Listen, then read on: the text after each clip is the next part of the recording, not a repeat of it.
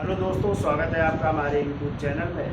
तो देखिए, आज भारतीय भूगोल में चर्चा करनी है भारत के अपवाह तंत्र की।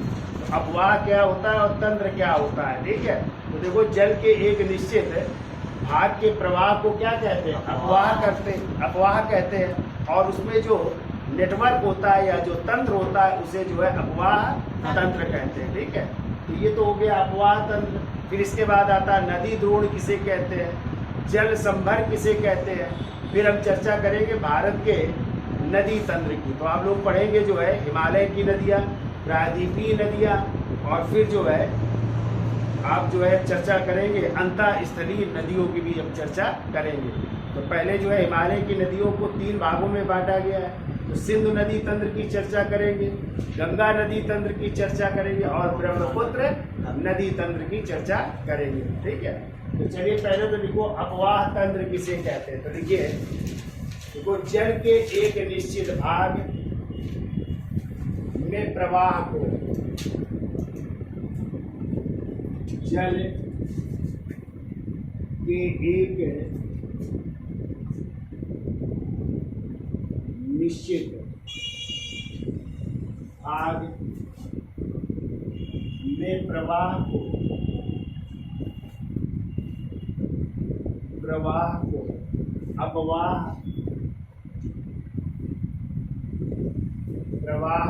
अपवाह कहते हैं। अपवाह कहते हैं। बिल्कुल। तथा धाराओं के तंत्र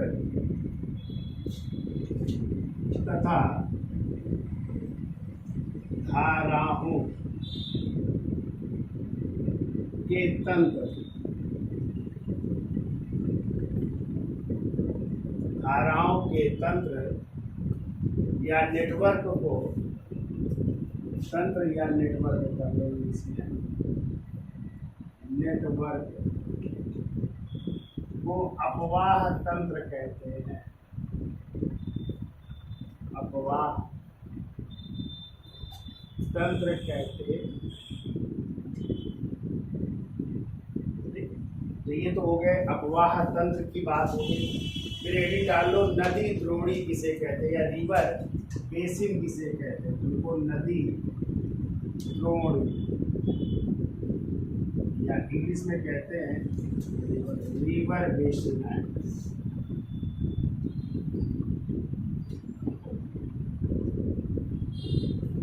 नदी द्रोण या रिवर बेसिन। तो देखिए, बड़ी नदियों के अपवाह तंत्र को नदी द्रोणी कहते हैं। बड़ी नदियों के अपवाह तंत्र को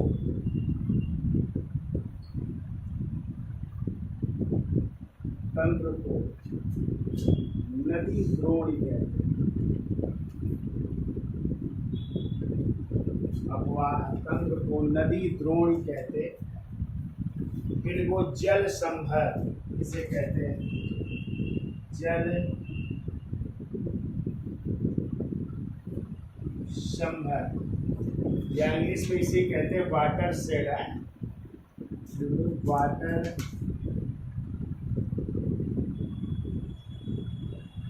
शेड।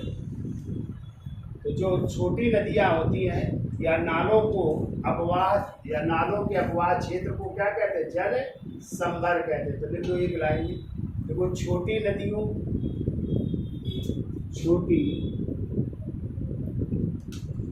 नदियों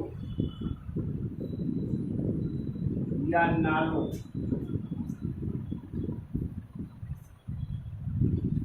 के तंत्र को या अपवाह तंत्र को जल संभर कहते हैं। जल संभर कहते हैं।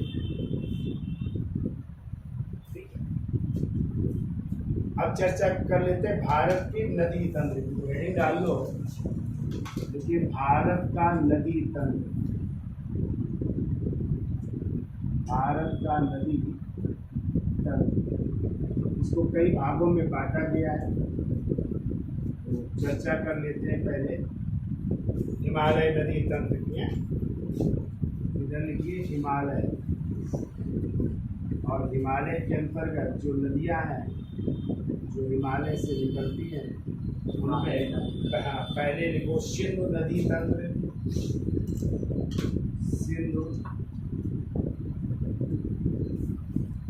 नदी तंत्र, जिसमें सिंधु और उसकी 5 सहायक नदियां हैं, ठीक है। जैसे झेलम पढ़ोगे, चिनाब है, और रावी पढ़ोगे, फिर आप लोग ब्यास, सतलज, ये कौन सी रहेगी, चिनाब है। और दूसरा है गंगा नदी तंत्र। गंगा नदी तंत्र पढ़ेंगे आप लोग, गंगा और उसकी भी सहायक नदियों की चर्चा करेंगे। तीसरी है ब्रह्मपुत्र नदी तंत्र। ब्रह्मपुत्र नदी तंत्र। ब्रह्मपुत्र नदी कहाँ से निकलती है, भारत में कहाँ से प्रवेश करती है, ठीक है। ये जो है बांग्लादेश में किस नाम से जानी जाती है और बंगाल की खाड़ी में किस नाम से गिर जाएगा, उसकी चर्चा करेंगे। फिर आ जाइए दूसरा लिखिए प्रायद्वीपीय नदी तंत्र। प्रायद्वीपीय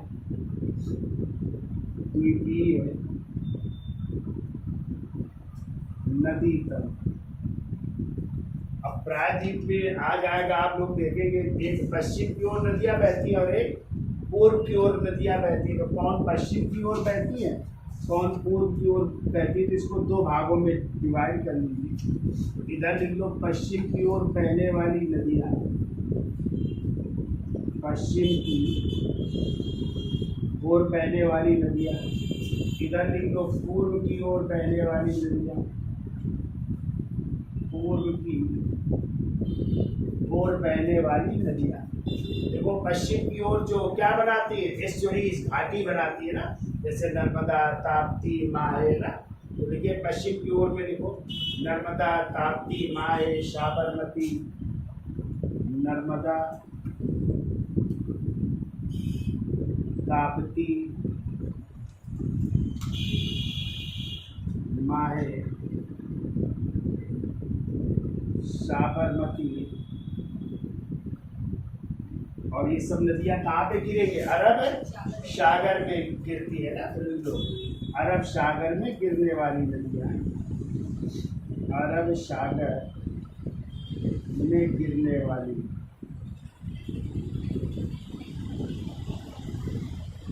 नदियां घाटी का निर्माण करती है।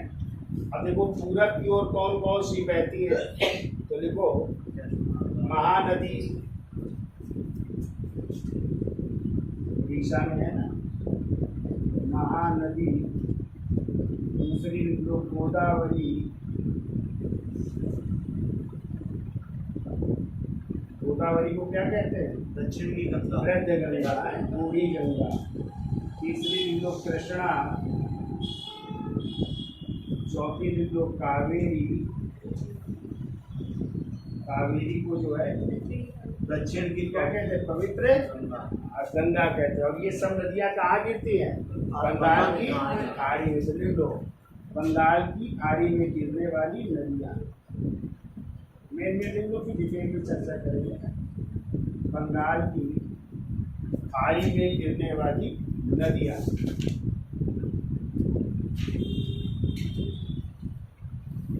फिर ग्रुप तीसरा भाग है अंतःस्थलीय नदियां। अंतःस्थलीय नदियां, देखिए अंतःस्थलीय नदियां वो होती है जो निकलती है लेकिन फिर विलुप्त हो जाती है, फिर दिखाई देती है और फिर विलुप्त हो जाती है, ठीक है। तो वो नदी कहलाती है अंतःस्थलीय। और अंतःस्थलीय नदी आपकी कौन सी है, लूनी नदी है। जो कहाँ से निकलती है, आरावली पर्वत से, पहाड़ी से निकलती है। आरावली पर्वत श्रेणी से निकलती है और गुजरात में कहाँ पे, कच्छ के रण में जो है मिल जाती है। गुजरात के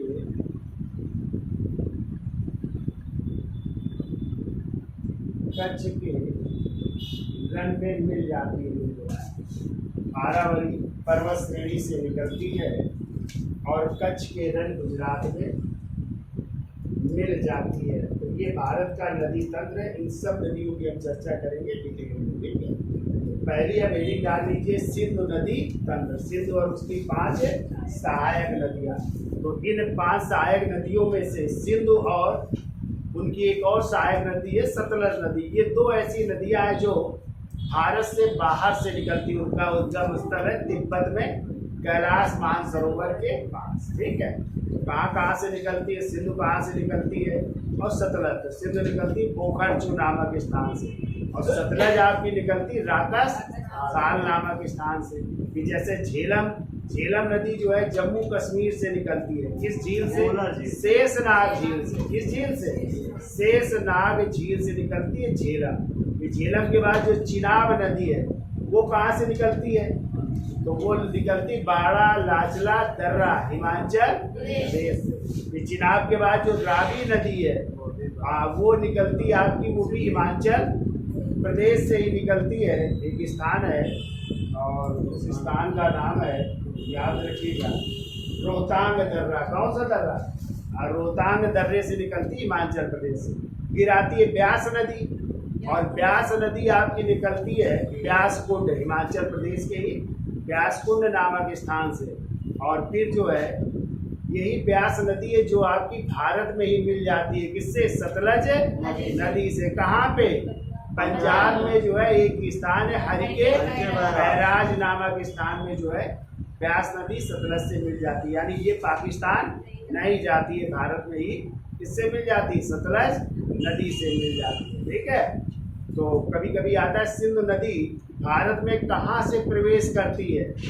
तो पता है दमचौक नामक स्थान से। किस स्थान से? दमचौक। हाँ। और फिर जो है जम्मू कश्मीर में एक गाज बनाती, गड्ढा बनाती है जो है गुंजी गाज।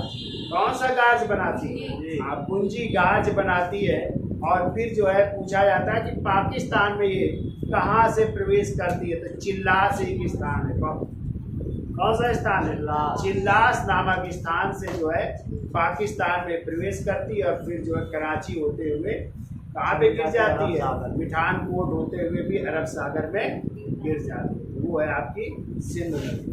तो बताइए, अच्छा झेलम नदी का प्राचीन नाम क्या था? क्या नाम था? झेलम का नाम था बितस्ता। चिनाब का क्या नाम था प्राचीन? अस्कनी नाम था। ब्यास का क्या नाम था? विपाशा नाम था, ठीक है। सतलज का क्या नाम था? शत्रुदी नाम था, ठीक है। और रावी नदी का क्या नाम था? परुषणी। कौन सा नाम था? तो पीछे हम पढ़ाया है और हमने पढ़ाया भी है कहाँ से कौन सी नदियाँ निकलती है, ठीक है। तो एक चित्र चाहे बना लीजिएगा, नहीं तो हम दिखा देते हैं कौन सी नदी कहाँ से निकलती है, ठीक है। तो इसका स्क्रीनशॉट ले लो, फिर आगे चलते हैं। तो देखिए पहली हेडिंग डाल लीजिए सिंधु नदी तंत्र। तो सिंधु नदी में आप लोग पढ़ेंगे सिंधु और उसकी 5 सहायक नदियां हैं। तो सिंधु प्लस 5 सहायक नदियां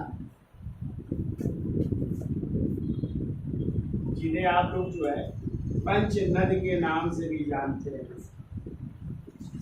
पंच नद के नाम से जानते हैं।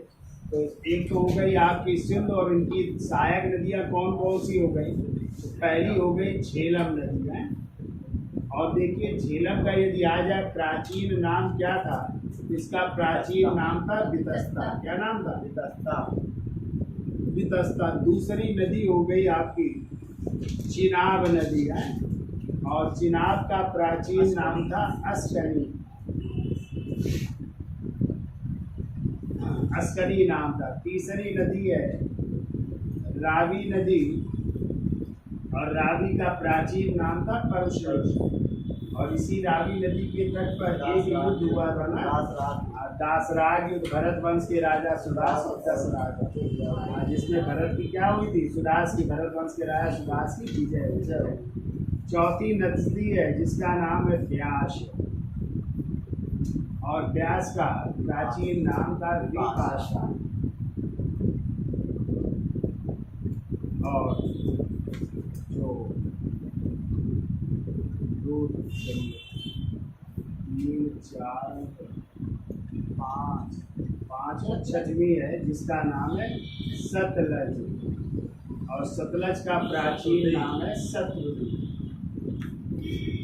ये सिंधु और उसकी 5 है सहायक नदियां हैं, इनको याद रखिएगा, प्राचीन नाम पूछा जाता है। ठीक है, अब देखिए सिंधु नदी की लंबाई है 2880 किलोमीटर। ये पूछा जाए सिंधु नदी की लंबाई कितनी है तो लिख लीजिए सिंधु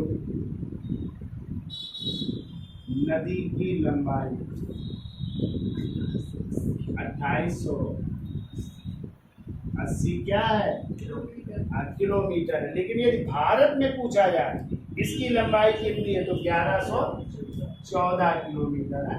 तो भारत में इसकी लंबाई है 1114 किलोमीटर। ठीक है, जैसे अभी हमने बताया ये नदियाँ कहाँ से निकलती है तो इसका एक चित्र बना लीजिएगा आप लोग आए, और फिर चर्चा कर लेते हैं कहाँ से कौन सी नदी निकल रही है। ठीक है, तो इसमें आप लोग कॉलम बनाइए, एक में लिखो नदी,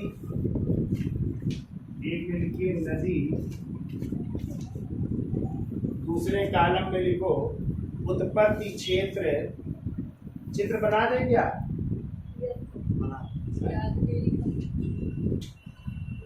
चलो अच्छा ये लिख लो, फिर इसके बाद चर्चा कर लेते हैं। नदी फिर लिखिए उत्पत्ति क्षेत्र, उत्पत्ति क्षेत्र, और तीसरे में लिख लो उत्पत्ति स्थान, सॉरी उत्पत्ति स्रोत, उत्पत्ति स्रोत, और तीसरे कॉलम में लिख लो उत्पत्ति स्थान, कहाँ से उत्पत्ति होती है स्थान। पहली नदी लिखिए सिंधु नदी, सिंधु नदी, और उत्पत्ति स्रोत क्या है? कैलाश मानसरोवर झील है ना, लिख लो मान सरोवर झील, या यही पे स्थान है पोखर चू नामक स्थान। और ये कहाँ पे पड़ेगी तो तिब्बत में, लिख लीजिए स्थान वो तिब्बत है। दूसरी नदी लिखिए झेलम नदी, झेलम नदी, इसका उत्पत्ति स्रोत है शेषनाग झील, शेषनाग झील, जो कहाँ पे पड़ेगी? जम्मू कश्मीर में पड़ेगी। तीसरा लिखिए रावी या चिनाब लिख लेते हैं, तो चिनाब नदी, चिनाब नदी, और ये निकलती है 12 लाचला दर्रा, 12 लाचा दर्रा, जो कहाँ पे? हिमाचल प्रदेश से निकलती है। चिनाब के बाद चर्चा कर लेते हैं रावी नदी, रावी नदी, और रावी नदी निकलती है रोहतांग दर्रे से है, रोहतांग दर्रा, रोहतांग दर्रा, और रोहतांग दर्रा भी कहाँ पे? हिमाचल प्रदेश में। ठीक है, रावी नदी के बाद चर्चा कर लेते हैं ब्यास नदी, और ब्यास नदी निकलती हिमाचल प्रदेश में एक स्थान है ब्यास कुंड है, ब्यास कुंड नामक स्थान से निकलती, और ब्यास कुंड भी कहाँ पे? हिमाचल प्रदेश में ही है, तो वहाँ से निकलती है। और फिर अंतिम है सतलज नदी, सतलज नदी, और सतलज नदी भी निकलती कैलाश मानसरोवर के पास ही एक झील है जिसे कहते हैं राकस ताल नामक स्थान से निकलती है, और ये भी कहाँ पे है? तिब्बत।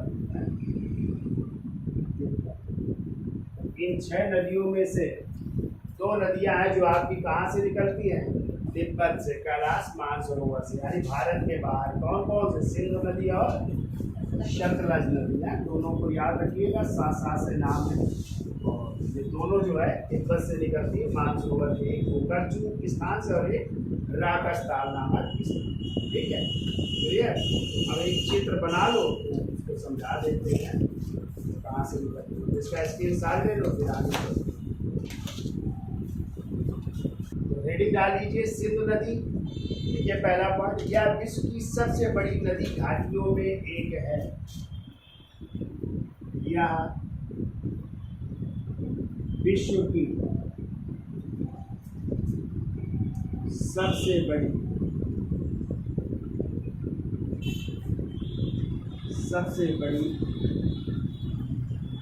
नदी घाटियों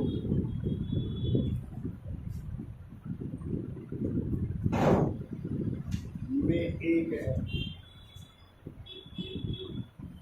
सबसे बड़ी नदी घाटी में से एक मानी जाती है। ठीक है, उद्गम स्थल लिख लो इसका, ये हमने आपको बताया था कहाँ से निकलती है, कैलाश मानसरोवर, कहाँ पे, तिब्बत में, और वही पे स्थान है क्या, गोकर्णचू नामक स्थान। देखो कैलाश मानसरोवर, कैलाश मानसरोवर कहाँ पे, तिब्बत में। किस स्थान से, तो गोकर्णचू, गोकर्णचू नामक स्थान से।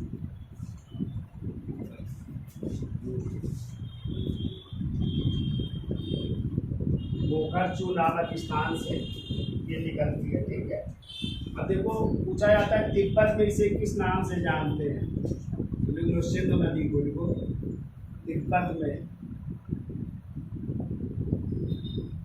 सिंधु नदी को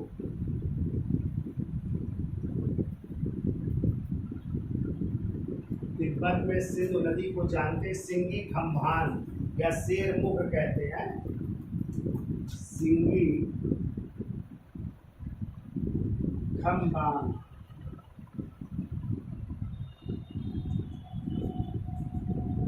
या शेर मुख के नाम से, शेर मुख के नाम से जाना जाता है, इसे तिब्बत में है। ये देखिए ये कहाँ से प्रवेश करती है, भारत में, देखो भारत में प्रवेश,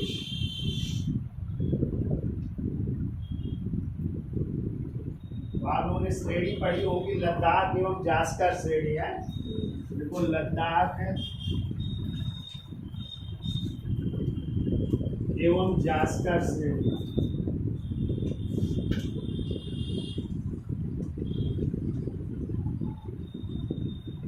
लद्दाख एवं जास्कर श्रेणी से एक स्थान है लद्दाख में, दमचौक है, दमचौक स्थान,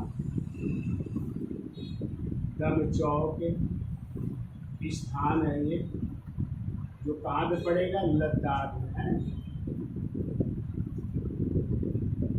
स्थान।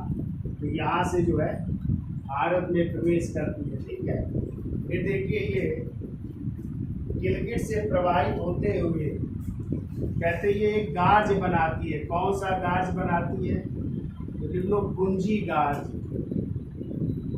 गुंजी गाज। गाज का मतलब होता है महाखड्ड है, या खड्ड का निर्माण करती है। कहाँ पे, गिलगित नामक स्थान पे है, गिलगित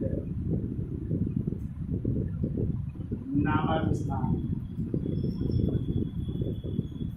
खड्ड का मतलब जानते हैं, बिल्कुल ना, पानी गिरता है जहाँ पे तो खड्ड का निर्माण होता है। तो गाज लिख लो, कौन सा गाज बनाती, गुंजी गाज है।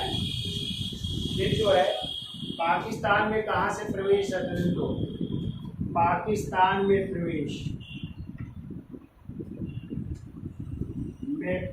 करती है।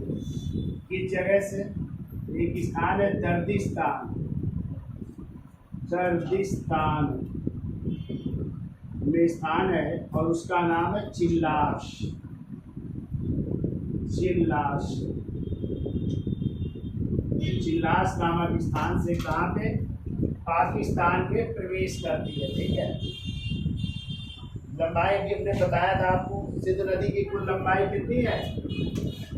280 लंबाई 2880 किलोमीटर। भारत में केवल पूछा जाता है तो भारत में 1114 किलोमीटर भारत में इसकी लंबाई है। ठीक है, अब देखो सिंधु की सहायक नदियां कौन कौन सी? देख लो सहायक नदियां। तो सिंधु की सहायक नदी है इनको श्वेत, गिलगित, शिगार, श्वेत, गिलगित, शिगार, कई नदियां हैं, सहायक नदी है, नुब्रा, नुब्रा और पंच नदियां।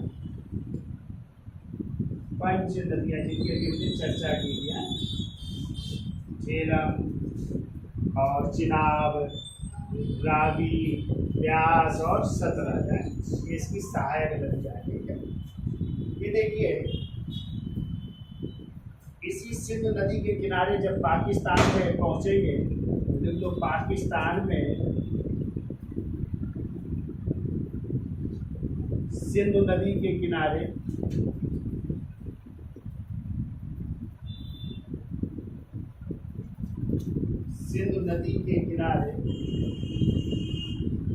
एक शहर भी बसा है। कौन सा? आप लोगों ने पढ़ा होगा सिंधु घाटी सभ्यता में। कौन सा? हड़प्पा, सॉरी मोहनजोदड़ो। मोहनजोदड़ो सिंधु नदी के किस तट पर था? सिंधु नदी के बाएं तट पर, दाएं तट पर, सिंधु नदी के दाएं तट पर। और हड़प्पा था जो है रावी नदी के बाएं तट पर। और देखो इसी सिंधु नदी के किनारे एक अफगानिस्तान या एक नदी और है, काबुल नदी पढ़ा है आप लोगों ने? कुबा, जिसे काबुल नदी भी कहते हैं, काबुल नदी भी है इसके किनारे। काबुल नदी कहते हैं, इससे मिल जाती है आकर के। फिर ये नदियां जो है या सिंधु नदी जो है, और सिंधु नदी से ये 5 सहायक नदियां कहाँ पे मिलती है? मिठानकोट, पाकिस्तान के मिठानकोट नामक स्थान में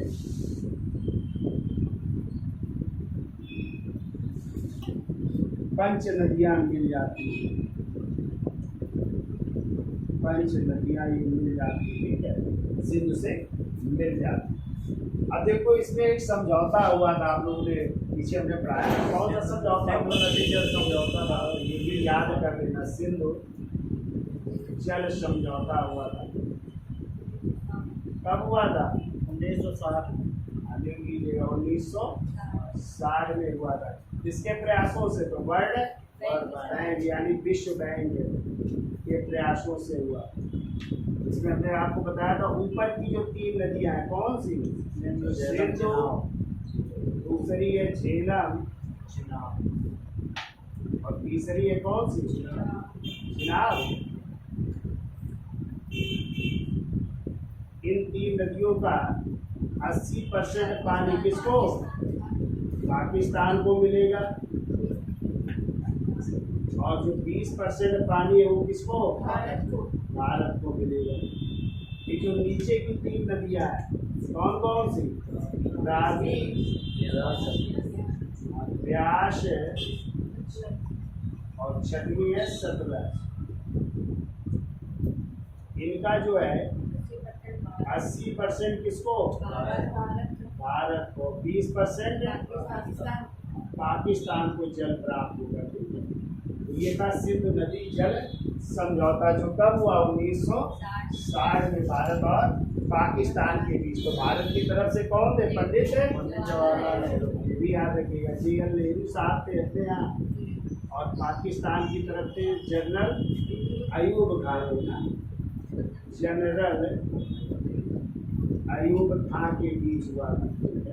और मध्यस्थता का कार्य किया था वर्ल्ड बैंक ने किया था। तो ये सिंधु नदी जल समझौता आज भी कायम है, जो कब हुआ था 1907।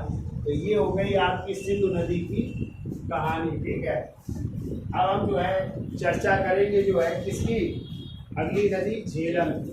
तो आपको पता है ये जो नदी समझौते की चर्चा है किस अनुच्छेद में है? अनुच्छेद 262 में। किसमें है? अनुच्छेद 262 में है ना। जो संसद जो है एक कम्युनल या एक जो है ट्रिब्यूनल जो है न्यायिक प्राधिकरण का गठन करेगी और वही जो है समझौता कराएगी। तो याद रखना भाई है, नदी जल समझौते का उल्लेख है अनुच्छेद 262 में। ठीक है, ये भी आपको याद है। तो आज के लिए इतना रखते हैं, कल अगले नदी की चर्चा करेंगे झेलम। ठीक है, धन्यवाद।